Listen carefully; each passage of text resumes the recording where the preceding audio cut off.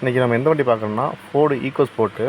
அதில் customer complaint என்னென்னா, கீரை வந்து கரெக்டாக விழ மாட்டேங்குது, கடிச்சு விழுகுது, அதான் கம்ப்ளைண்ட்டு. இது 3rd கியரும் 4th கியரும் என்னென்னா சுத்தம் விழ மாட்டேங்குது, கரெக்டாக செலக்ட் பண்ணி போட்டோம்னா கீர் விழுகுது, அதான் கம்ப்ளைண்ட்டு.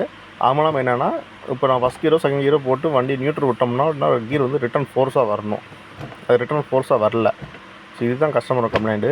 இது என்னென்னு செக் பண்ணி பார்க்குறதுக்காக நான் ஒவ்வொன்றா ரிமூவ் பண்ணி பார்த்தேன். இந்த கீர் ராடு ரிமூவ் பண்ணி பார்த்துட்டு புதுசு போட்டேன்.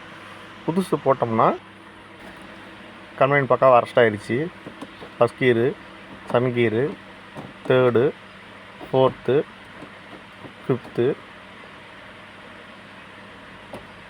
ரிவர்ஸு இதெல்லாம் பக்காவாக விழுகுது. இந்த கீரை வந்துட்டு ஃபஸ்ட் கியர் செகண்ட் கியர் போட்டு எடுத்துட்டோம்னா நல்லா ஃபோர்ஸாக ரிட்டன் வருது. இது கம்ப்ளைண்ட்டோட கஸ்டமர் சொன்ன கம்ப்ளைண்ட் அரெஸ்ட் ஆகிடுச்சு. இது என்ன காரணம் அப்படின்னா, இந்த கீர் ராடு கீழே வந்து ரொட்டின் ஸ்ப்ரிங்கு ஒன்று வரும், அந்த ஸ்ப்ரிங்கு கட்டாக இருக்குது. அந்த ஸ்ப்ரிங்கு கட்டானால தான் இந்த பிரச்சனை வந்துருக்குது. அந்த ஸ்ப்ரிங்கு தனியாக மாற்றலாம் பார்த்தா அது ஃபோர்டில் பொறுத்து தனியாக வராதாமா, செட்டாக தான் மாற்றணும். இதுதான் அந்த அசம்பிளி அப்படியே மாற்றிருக்குது. அந்த அசம்பிளி கீழே கட்டுற பாருங்க, கீழே வந்து இந்த இடத்துல ஒரு ரிட்டன் ஸ்ப்ரிங்கு ஒன்று வரும், இந்த வெள்ளை கலர் புஷ் மேலே ஒரு ரிட்டன் ஸ்ப்ரிங்கு வரும். அந்த ஸ்ப்ரிங்கு கட்டானால தான் இப்போ இவ்வளோ ப்ராப்ளம்.